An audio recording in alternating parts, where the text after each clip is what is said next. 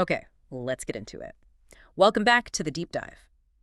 Our mission today is to slice into this incredibly dense, imagined feudal world. Right. It's just full of these ruthless clan politics, hidden societies, and characters who are driven by some pretty profound trauma and, well, revenge. We're really going deep into the source material that builds the foundation for the entire tales of the Otori. And we're not just, running through the plot points. We are really trying to map out an immersive landscape here. For sure. The author created this fictional land, the Middle Country. Yeah.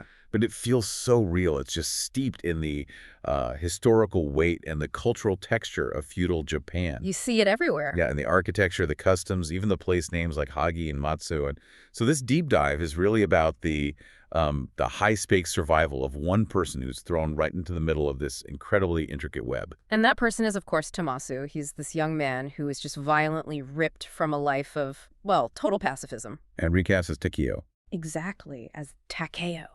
A figure who's suddenly caught between these immense, powerful forces. His transformation isn't gradual, it's immediate, it's brutal, and it's absolute. So our deep dive today is really a shortcut for you to understand the incredibly nuanced political context, all the unique cultural details that can mean life or death, and the really heavy psychological burdens that the main characters are carrying. We're trying to go beyond just what happens to explore why it had to happen the way it did. So here's the big question we're really tackling for you today. How do profound trauma, this sudden discovery of secret, almost magical abilities, and these predetermined, inescapable loyalties, how do all of those things shape a person's path in such a high-stakes, ruthless world? We're tracing that shift, aren't we? The ethical and moral rewiring that's required for survival when, gentleness is met with absolute brutality. Let's jump in. Okay, so to really get the pressure that's on Takeo, we have to start with the map, the political map. We have to. The entire Middle Country is basically defined by this central, incredibly bitter feud between two clans, the Otori and the Tohan. And this isn't just some border dispute. It's a deep, inherited grudge. Oh, absolutely. Yeah. And it all goes back to a single start date, a single catastrophic event, the Battle of Yagahara. The sources really hammer this home. The cost of this one battle was immense, 10,000 men. 10,000 dead. And for the Otori, it wasn't just a military defeat, it was, an existential one. They were pushed back, confined to this tiny strip of land between the mountains and the sea. They went from being the dominant power to being... cornered. Yeah, geographically cornered and politically, well, subservient. And that trauma, it just poisons the entire political atmosphere. The Tohan victory gives rise to their lord, Arita Sadama. He's our primary antagonist. And he's characterized by this suspicion that is so intense, basically paranoia and a cruelty that the sources just keep coming back to. He's not satisfied with just winning, he wants more. He's relentlessly expanding, specifically trying to grab the last of the Otori lands and, of course, the very valuable Maruyama domain. Right, so Aida is, in a way, the living embodiment of the war's aftermath. He rules through terror, and he's trying to consolidate all this chaos under his own harsh but, in theory, stable control. But the Otoris aren't totally broken. They still have one charismatic figure, Lord Otori Shigeru. Shigeru is central. He's the hope of the Otori. He's the nephew of the ruling lords, Shuichi and Masahiro, who are, to be frank, pretty weak. They've settled. They've completely settled for being subservient to the Tohan. But Shigeru opposed the surrender after Yagahara vehemently. He represents that old warrior spirit, the unvanquished heart of the Otori. And that very popularity, his charisma, it makes him a huge liability, not just to the Tohan, but to his own family. Absolutely. His uncles, they prioritize this fragile peace above all else. Shigeru's rebellious nature, his opposition to the Tohan alliance, it makes him a direct threat to the status quo they've, struggled to hold together. So Aida sees him as this dangerous spark for rebellion, a man who has to be neutralized. Even if it means using these really deceptive alliances to do it. And what's so fascinating is that internal dynamic. Shigeru has to constantly navigate this political reality where he's a popular leader, but his own family sees him with suspicion, maybe even thinks he's a traitor. His battle is on three fronts then. At least. It's against Aida, it's against the weakness within his own clan, and it's against the Tohan spies that he knows are absolutely everywhere. Okay, so if the clans are all about power and violence, we need to talk about the complete opposite, the hidden. Yes. This is the world that Tomasu, our protagonist, was born into, and their culture is just completely, utterly incompatible with the feudal system around them. They're a religious minority, right? And fiercely pacifist. Their whole doctrine is built on gentleness. There's an absolute rule against killing, and maybe most importantly, this deep belief in forgiveness. So Tomasu's early life is just peace. Total peace. In this isolated mountain village called Minnow, shielded from all the brutal clan wars. He even remembers his mother threatening to tear him into 8 pieces, but he knows it's just a saying. It's unimaginable violence to them. Which is why the persecution is so jarring when it comes. It's not random. No, it's systematic cruelty, and it's driven entirely by Aida Sadamu. He's described as actively stirring up hatred, using the hidden as a scapegoat. A way to unify the population under Tohan rule through fear. Exactly. And the methods are designed to be as public and as agonizing as possible. The sources talk about men and women being brought to Noguchi Castle in these basket cages. It's horrible. And hung from the castle walls to die slowly of thirst and exposure, with birds pecking at them while they were still alive. It's calculated brutality. It serves a political purpose. It's a demonstration of Aida's total dominance and his complete lack of mercy. And it all culminates in the massacre of Tomasu's village, Mino. This isn't a battle. It's calculated extermination. This one event shatters everything and leaves Tomasu completely alone. So you have this brutal clash. The Hidden's belief in nonviolence smashes right into the concrete, unstoppable reality of the clans. And that is the critical background for Takeo's transformation. He doesn't just lose his family, he loses his entire worldview. When the reality of power is that absolute, gentleness just becomes a liability. And forgiveness becomes an impossibility if you want to survive. All right, now we have to get to one of the most brilliant cultural details in the whole narrative, the one that actually gives the book its title, The Nightingale Floor, the Ugisubari. Yes. For a deep dive, this detail is so important because it's both a real-world architectural wonder and this powerful psychological metaphor. So it's real. Absolutely. The author's note confirms it. Ugisubari were genuine, highly ingenious security systems used in feudal Japan. They built them into the hallways of high-security places, like residences and temples. So where can you see them? The most famous examples that are still preserved are in Kyoto, places like Nijo Castle and Shionin Temple. Okay, so how did they actually work? They weren't just squeaky floors, right? Not at all. They were deliberately engineered. They used these carefully placed clamps and loose floorboards. When you put weight on them, the boards would flex, causing the clamps to rub against nails in a socket. And that makes the sound. It creates this distinct high-pitched chirping sound. It's meant to sound beautiful like a nightingale, but its purpose is deadly serious. It's security. And in the story, this floor is commissioned by Aida Sadamu himself at his main fortress in Uyama. And why? Because for all his power, he is terrified of being assassinated. He knows his violence deserves a response, and he's paranoid about the shadowy forces like the tribe that operate in his territory. So the floor is his ultimate anti-stealth defense. It's designed so that, no one can cross the floor without it starting to chirp? Right. And here is where the narrative genius really comes in, and it connects right back to Aida's own psychology. This is the man who rules by terror, who wipes out villages. And he creates a floor that sings like a bird to protect him. And we are told, very specifically, that he lies awake at night, afraid his floor will sing. The irony is just. It's perfect. It's so profound. He's invested all this time and money into creating absolute security.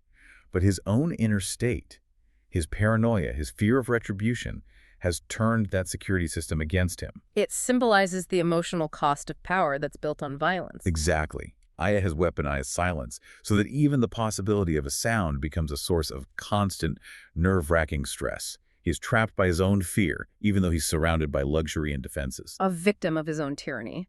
The floor isn't just an architectural detail. No. It's a constant reminder of the lives he's taken and the chance that one of those lives will send someone back to claim his. So, Section 2, this is the pivot point. This is where Tomasu, the pacifist boy, effectively dies, and Takeo, the figure driven by revenge and destiny, is forged in this crucible of trauma. And we have to spend some time on that emotional scene at Milano. Tomasu, he's only 16. He comes home to find just the aftermath of the Tohan raid. And the sight is horrific. His stepfather, Izao, they're all dead. The whole village is destroyed. And that innocent threat his mother used to make, I'll tear you into 8 pieces. It's now a brutal, visible reality. It's an overwhelming, total exposure to pure malice. And the psychological shift here is the most critical part of this scene, isn't it? It is. Tomasu sees the casual cruelty of the Tohan men. And crucially, he recognizes Aida Sadamu. The distant ogre from childhood stories is now standing there, in the flesh, over the dead. And in that moment, all the gentleness, all the prayers of the hidden, Useless. they're revealed as a failed doctrine against the reality of the clans. It's an instant, definitive ethical reversal. It's not a gradual process of him accepting violence. No, it's like a switch flips. It's an instantaneous internal reprogramming. He narrates it himself. He says, "Revenge took me as a pupil." He doesn't choose revenge. No, revenge possesses him. It becomes a necessary instructor for him. And that choice is framed as pure self-preservation. He resolves that he has to see Ida dead first.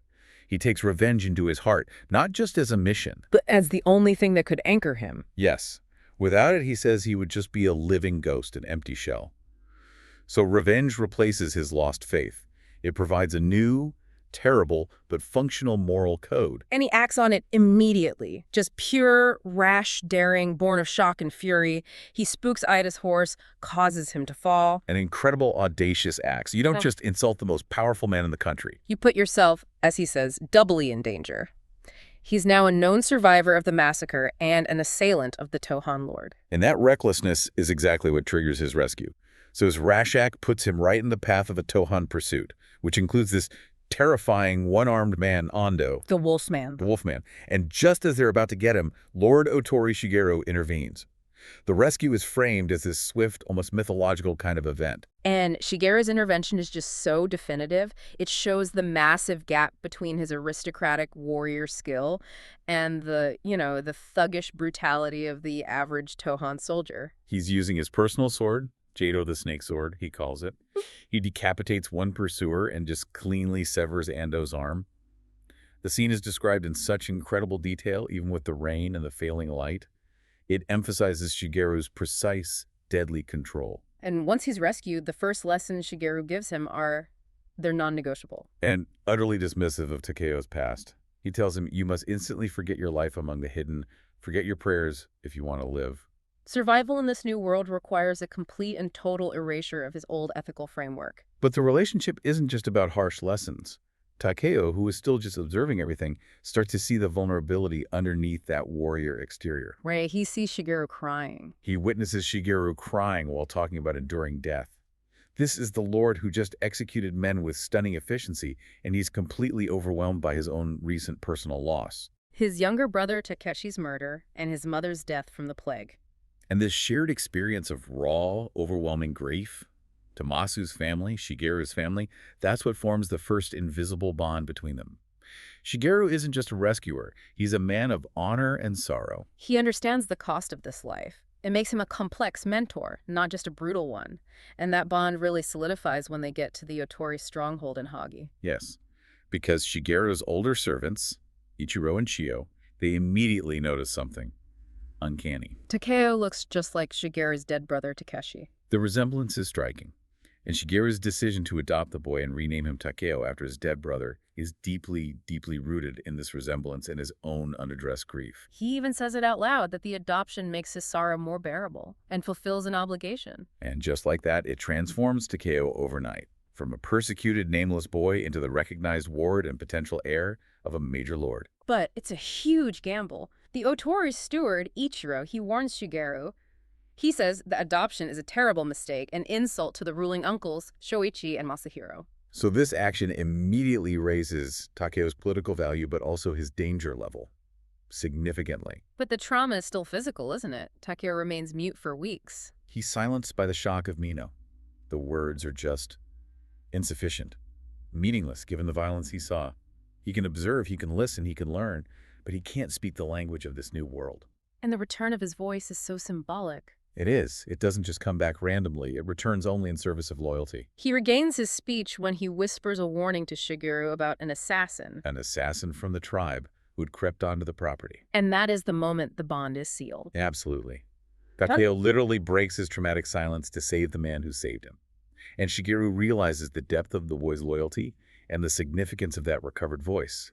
It establishes this mutual life-saving debt that goes way beyond blood or status. So, while Takeo is adapting to this whole new identity, the other critical piece of the political puzzle is Lady Shirakawa Kade. Yes. Her existence is one of constant endurance.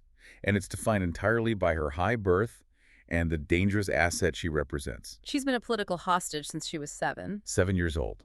She lives at Noguchi Castle, but not with any honor.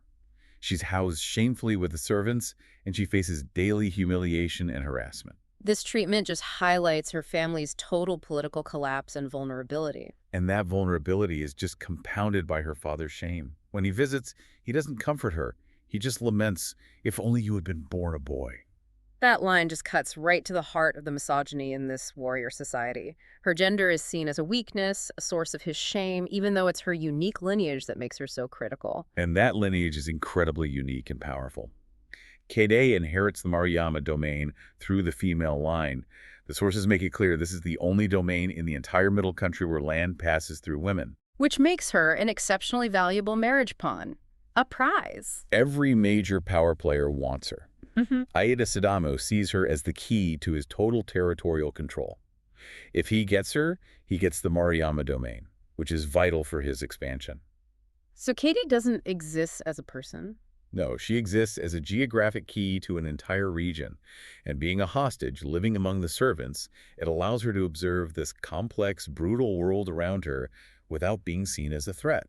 A necessary survival skill. A necessary skill, though she pays a very heavy emotional price for that kind of invisibility. Her time of just passively enduring, it ends very dramatic. It does. A guard grabs her, tries to assault her, and Katie just acts. Yeah. Instantly. She uses a concealed knife with her left hand, which is often seen as, unlucky or forbidden for combat, and she kills him. It's self-defense, but it's also a profound violation of the social order. And she's saved from the immediate fallout by Captain Arai. He steps in, takes credit for the rescue, and gets rid of the body. His motive seems complex there. It is. He might have been protecting her, but more likely, he saw the strategic value in keeping her alive and having her owe him a debt. He recognized her future importance. And the aftermath of this killing defines her public image. It creates this terrifying reputation. Right. She's immediately said to be dangerous to men. And this belief starts to circulate that knowing her or desiring her brings death. And this reputation, which is based on a single desperate act of survival, it forces men to treat her differently. It completely transforms her. She becomes intensely aware of her vulnerability as a woman surrounded by all this brutality and power, but it also sharpens her strategic mind. She develops these keen observational skills. She recognizes Arai's potential ambition, and she learns to weigh every piece of information, every tiny detail, as currency in the game of power. The reputation of being cursed paradoxically becomes this strange form of defense for her. She's learning to navigate her world by managing how threatening she seems. Exactly. She realizes that if men fear her, they might hesitate before they approach, and that buys her vital time. So this complex strategic asset, Kade, is then forced into becoming the centerpiece of this Otori Tohan peace deal. The marriage. The marriage to Otori Shigeru. The pact is sealed under a lot of pressure. Katie's mother is dying, and she's escorted by Lady Maruyama. But this whole marriage is a trap. It's a trap designed by two different groups with two very different goals. Right. So unknown to Katie, this alliance is actually part of Shigeru's complex, long game plan for revenge against Aida. He needs to appear subservient to draw Aida out. But at the same time, it's Aida's trap to neutralize Shigeru. Exactly. The wedding is just the excuse to bring Shigeru to Inuyama Ida's lair, where the Tohan Lord plans to accuse him of treason and execute him, removing that popular rebel for good. Kade is the bait. She's the bait. And in the middle of all this brutal political maneuvering, this classic, visceral romantic tragedy unfolds. Kade meets Takeo in Suwano. And the moment is just explosive. She describes being overtaken by disaster, that kind of fated feeling. And she realizes immediately that she has fallen in love with the ward of the man she was to marry. This instant, deeply felt connection just throws the entire political arrangement into chaos. It does. Both Takeo and Kato are already tied to Shigeru by duty, by gratitude, by survival. But their love creates this triangle of unbearable duty and forbidden longing. The political trap suddenly becomes intensely personal and moral. Okay, so we've mentioned that Takeo is learning the way of the warrior, but that is only half the story. Not even. The other, far more dangerous half, is his immersion into the world of the tribe, this secret network that operates completely outside the boundaries of the feudal clans. And the link between the warrior clans and the tribe is one man, Muto Kanji. He's an old, trusted friend of Shigeru, but he is, first and foremost, a master of the tribe. And the tribe is what, exactly? A network of spies and assassins. Spies, assassins, specialized agents who value neutrality and efficiency above everything else. Yeah. So Kenji becomes Takeo's second, essential but deeply compromised teacher. And the skills Takeo learns are what make the warriors think it's all sorcery. Right. Kenji is very clear that these are not magic. They are highly refined, lifelong skills. And we should probably detail some of these because they're essential to Takeo's survival. Do it. Okay, so start with the sensory skills. Takeo develops this incredibly acute hearing. He can hear everything in the inn, the rustle of silk, whispered conversations, the creak of a floorboard. And even more frightening, he learns to hear the intentions of men's hearts. He could detect hostility and deception in these subtle changes in breathing and pulse. Then you have the physical manipulations, mimicry of voice, of physical appearance, which allows tribe members to just assume new identities seamlessly. And the movement skills. Yeah. Invisibility. Which again is not literal magic. Right. It's intense training in stealth, controlling every muscle fiber and using this psychological trick that makes others overlook them. The second self acting as a decoy. Takeo also has a unique inherited skill, though, one he keeps hidden even from Kenji. Yes, the ability to silence dogs with a look. This is the first clue about his special lineage. Kenji eventually reveals that Takeo possesses the latent talent of the Kikuta. A prestigious, ancient, and highly valued family within the tribe. Exactly. It means he has inherent advanced skills.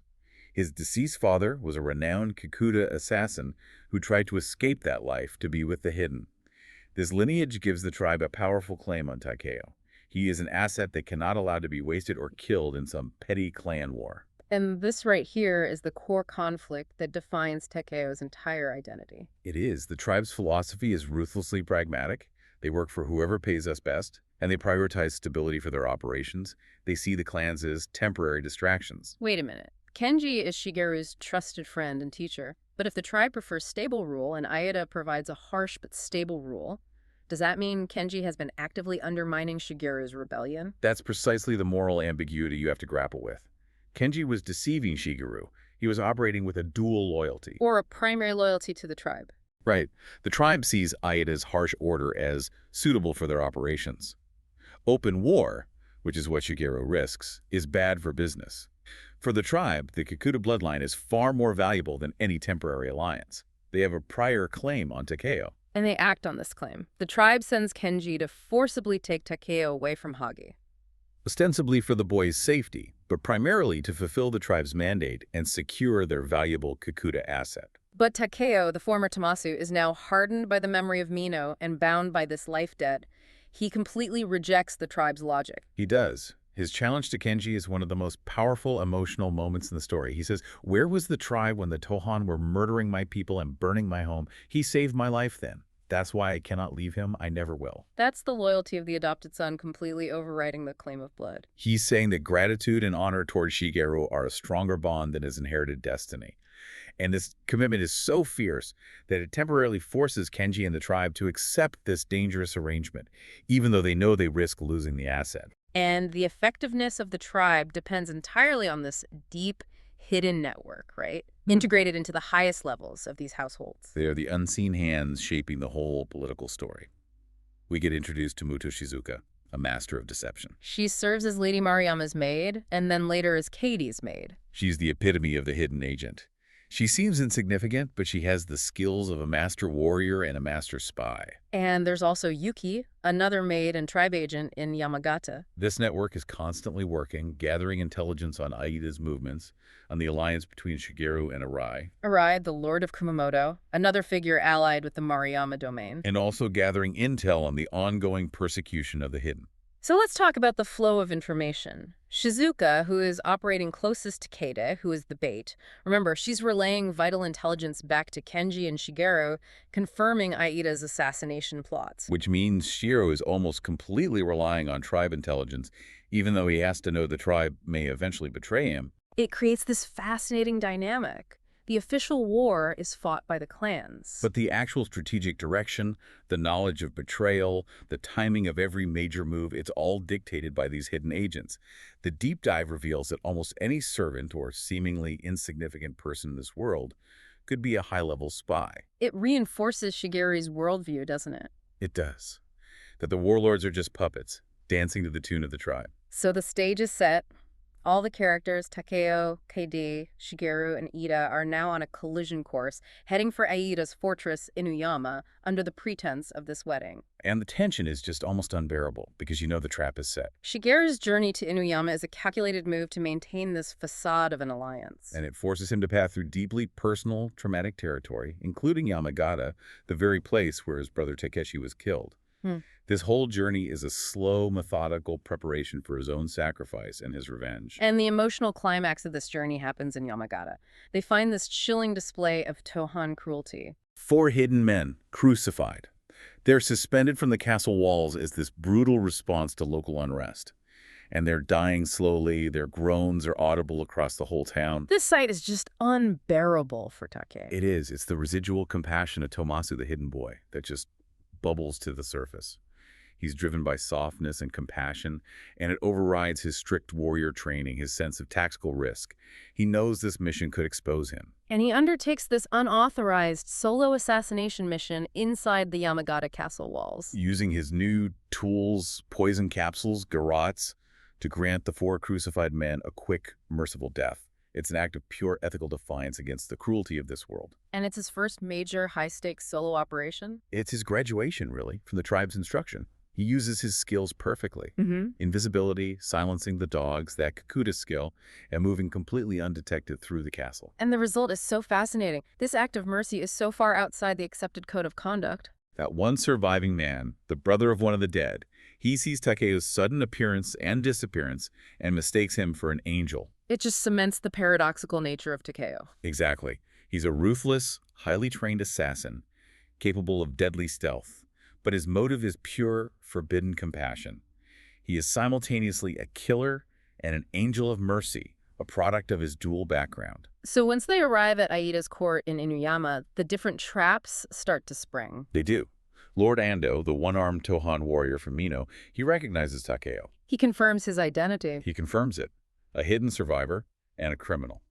This proves to Aida that Shigeru is knowingly harboring a major enemy.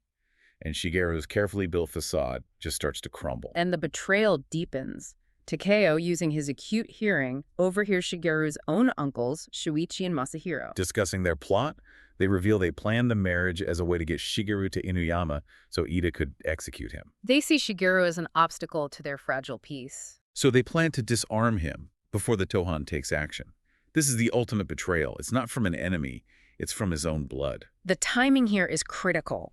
Takeo now knows Shigeru is doomed, and he tries to complete the assassination mission that Shigeru had planned for Aida. But before he can act, the tribe intervenes. Of course. The tribe, seeing Shigeru as a lost cause, prioritizes the Kikuta asset. Kenji and other agents forcibly abduct Takeo. And their argument? Their argument is that Aida's stable, if harsh rule, is preferable to the open war that Shigeru's death will trigger. They claim Shigeru will get a warrior's death, quick and honorable, while Takeo would be tortured for months. And Takeo's just left enraged, isn't he? Realizing he's nothing more than a valuable possession, a piece of inheritance that the tribe is claiming. His loyalty to Shigeru, the man who gave him a name, is just violently overridden by the claim of his own blood and destiny. So Shigeru is captured. The accusation is treason for harboring Takeo for the Maruyama affair, the Arai alliance. He's stripped of his warrior status and subjected to the ultimate public humiliation. He's crucified, hung by his arms from the castle wall, to endure this slow suffocation and agonizing pain, all designed to break him. And in the chaos, Lady Maruyama and her daughter drown, trying to escape. But Takeo is eventually released by Kenji and Yuki. His resolve is absolute. His first act is to get Shigeru's sword, Jado. He insists he must bring his master down, both metaphorically, through revenge, and literally from the wall. This is the moment Shigeru's belief that the sword would leap in the hand when the time came is finally tested. And Takeo's final test of his tribe training is the Nightingale Floor. The famous floor. He's mastered Shiro's construction secrets. He floats across it silently. It's a perfect demonstration that the skill of the tribe can surpass any defensive measure the warrior clans can dream up. He's ready to face Ida. But the climax is shared, and it's explosive. Kate, trapped and cornered by Ida in her room, facing assault, she strikes first. She drives a needle into his eye and a knife into his heart. She is covered in his blood, holding his sword when Takeo enters the room. She has preemptively fulfilled her own revenge, and her reputation as the woman dangerous to men. Takeo sees his master has been avenged, but he needs to settle his own score. And he delivers his long-awaited personal revenge, using a garrote on Endo, the one-armed man from Mino. The final moments are cinematic. Katie and Takeo fight the Tohan captain, Abe, together. And Kate holds Aida's severed head. It's an act of such sheer horror that it causes Abe to falter, just for a second. Which gives Takeo the moment he needs to deliver the death blow. And this dual revenge, Katie's visceral, necessary violence and Takeo's calculated, loyal killing, is the symbolic final reckoning. Takeo uses Jado, the snake sword, to finally bring his master down from the wall, and he places Aida's severed head before Shigeru's grave at Terayama. Ensuring that Shigeru is remembered not as a traitor, but as a respected god and hero, avenged by his adopted heir. What an explosive, brutal conclusion. Aida is dead, Arai's forces immediately seize the moment, the residence burns, and it purges the history of that tyranny.